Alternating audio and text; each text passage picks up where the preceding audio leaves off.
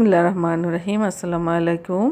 আজ আমি লাউয়ের খোসা ভর্তা করব আলু দিয়ে এবং একটি শুটকি মাছের ভুনা করব। লাউয়ের খোসা ভর্তার জন্য লাউয়ের খোসাগুলোকে এবং একটি আলুকে ছোট ছোট টুকরা করে সেদ্ধ বসিয়ে দিয়েছি অল্প পানি দিয়ে। সেদ্ধ হচ্ছে। সেদ্ধ হওয়ার পরে এই আমি এই ছোট একটি প্যানের মধ্যে সামান্য তেল দিলাম। তেল দিয়ে খোসাগুলোকে আমি একটু সামান্য ভেজে নেব। ভেজে নিয়ে এই লাল লাল করে ভেজে নিয়ে তারপরে সেগুলোকে আমি ভর্তা করব।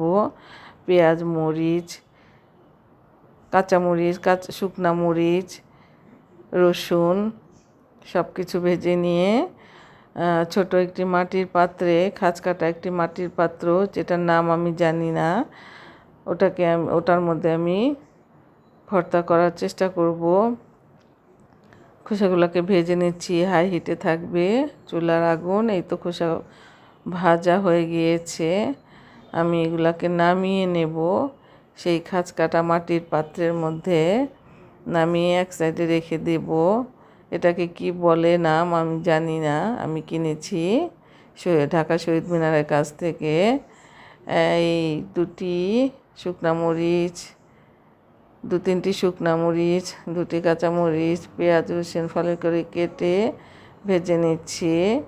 ভেজে নেওয়ার পরে এটাকে আমি ওই লাউয়ের খোসা এবং আলু ম্যাশের সঙ্গে মিশিয়ে সরিষার তেল দিয়ে হাত দিয়ে দলা পাকিয়ে আমি ভর্তা করব।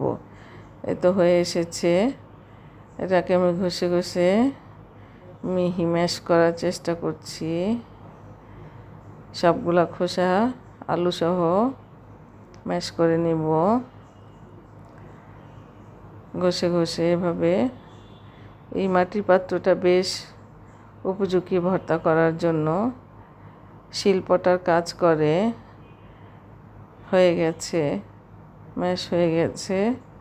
এটাকে এক সাইডে সরিয়ে রাখব। সরিয়ে রেখে শুকনা মরিচ, কাঁচামরিচ, পেঁয়াজ রসুন যেগুলো ভেজেছিলাম সেগুলো আধা ভাঙ্গা করে নেব। শুকনা মরিচগুলোকে প্রথমে আধা ভাঙ্গা করছি। তারপর পেঁয়াজ রসুন এবং কাঁচামরিচ সব কিছুকে আধা ভাঙ্গা করে নেব। এগুলোকে পুরো ম্যাশ করব না। সম্পূর্ণ ম্যাশ করে ফেললে ভর্তার সাথে টেস্ট হবে না। আমি কাঁচামরিচ, পেঁয়াজ রসুন ম্যাশ করে আধা ভাঙ্গা করে নিলাম। এক সাইডে একটু লবণ দিলাম, সামান্য 1 টেবিল চামচ পরিমাণ ভর্তার প্রধান উপকরণ সরিষার তেল হাতে একটু নিয়ে ছিটিয়ে দিলাম। এরপর হাত দিয়ে মেখে মেখে ভর্তাগুলোকে মিশিয়ে নেব।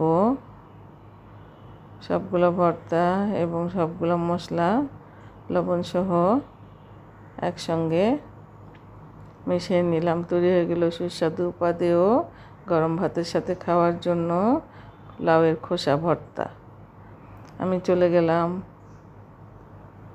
প্যানে ছোট্ট একটি প্যানের মধ্যে আমি সরষের তেল দিলাম গরম হওয়ার জন্য। সরষের তেল গরম হয়ে গিয়েছে, ফেনা উঠেছে, তার মানে গরম হয়েছে।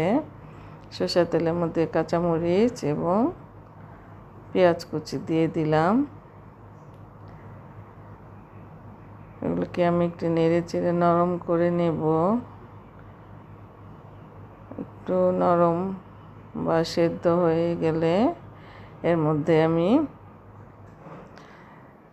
দিয়ে দেব খানিকটা আদা রসুন বাটা। আমি সবসময় আদা রসুন একসঙ্গে বাটি।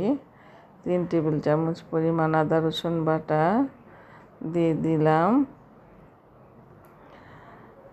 এটাকে আমি নেড়ে চেড়ে দেব। সাথে দেব কিছু রসুন কুচি, একটু রসুন কুচি, শুকনো রসুন কুচি দিয়ে দিলাম। শুটকি মাছের সাথে একটু বেশি রসুন দেওয়া উচিত, তাহলে শুটকি গন্ধটা থাকে না। এরপরে আমি দেব 1.5 চামচ পরিমাণ জিরা বাটা, নেড়ে চেড়ে দিচ্ছি। জিরা বাটাগুলোকে মিশিয়ে নেওয়ার জন্য তেলের সঙ্গে কষা কষা হয়ে যাচ্ছে। এরপরে আমি অন্যান্য যে মশলাগুলো আছে সেগুলো দেব, যেমন শুকনো মরিচের গুঁড়া, হলুদের গুঁড়া, ধনিয়ার গুঁড়া, স্বাদ মতো এবং পরিমাণ মতো লবণ দিয়ে আমি নাড়াচাড়া করে দিচ্ছি তেলের সাথে মশলাগুলো কষিয়ে নেওয়ার জন্য। শুটকি মাছের রান্নাটা একটু অন্যরকম করে করতে হয়, মশলা খুব ভালো করে কষাতে হবে। দিলাম সামান্য পানি দিয়ে আবার নেড়ে ছেড়ে দিচ্ছি। জানি না শুটকি মাছকে কীভাবে রান্না করেন, আমি এভাবে রান্না করি, খেতে বেশ সুস্বাদু হয়। ঢেকে দিলাম। তেল উঠে এসেছে, দিয়ে দিব আলু। যেহেতু আলু সিদ্ধ করা নাই, আমি আগে আলু দিয়ে দিলাম।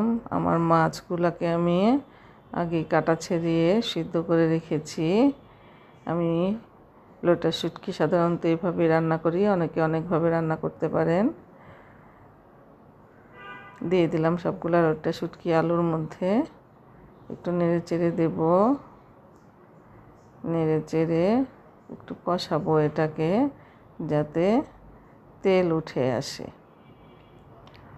তেল উঠে আসার পরে আমি, এই তো তেল উঠে এসেছে, তার মানে এটা কষানো হয়ে গিয়েছে। এ পর্যায়ে আমি এখানে কিছু পানি অ্যাড করব। 1/3 কাপ পানি আমি এখানে, ঠান্ডা পানি, নর্মাল টেম্পারেচারে পানি আমি 1/3 কাপ এখানে অ্যাড করব আলু সিদ্ধ হয়ে যাওয়ার জন্য। পানি দিলাম, পানি দিয়ে ঢেকে দেব। এই তো আমার শুটকি মাছ কষানো হয়ে গেছে, কষা কষা ভুনা ভুনা ভুনা ভাব এসেছে, হয়ে গেছে আমার শুটকি মাছ। কিছুক্ষণ পুরাটা রান্নায় আমি হাই হিটে করেছি সুস্বাদু উপাদেয় শুটকি মাছ।